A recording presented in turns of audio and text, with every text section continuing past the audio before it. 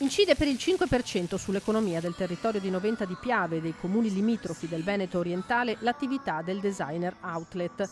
A 15 anni dalla sua apertura è stato stilato il bilancio dell'impatto economico che questa realtà commerciale ha nel contesto in cui è inserita. Il dato sull'impatto economico del sistema economico locale, della provincia e della regione, che arriva ad essere lo 0,2% di quello che possiamo definire il PIL della regione. C'è un impatto sull'occupazione perché abbiamo un numero di occupati che arrivano a superare le 2200 unità ed è un dato in crescita anche rispetto al 2019.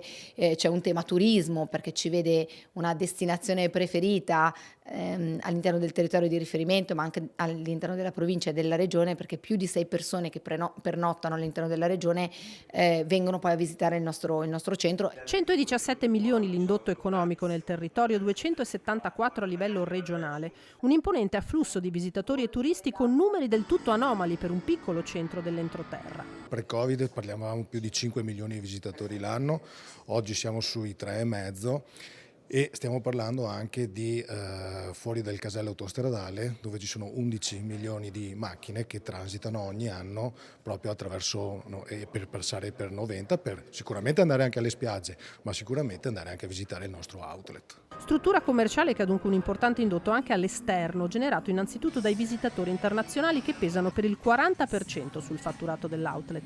Se voi venite nei ristoranti di Noventa di Piave in centro, ci sono i menù in inglese, troverete che più di qualche sera troverete molti clienti stranieri e questa è una nota un po' particolare per un comune dell'entroterra come il nostro. E dopo anche noi stiamo pensando di aprire qui proprio con un punto qui all'interno dell'outlet, un centro di promozione turistica perché abbiamo anche tutta la parte culturale che grazie a questa affluenza di visitatori vorremmo sviluppare e quindi usare l'outlet anche come viatico per conoscere il nostro territorio.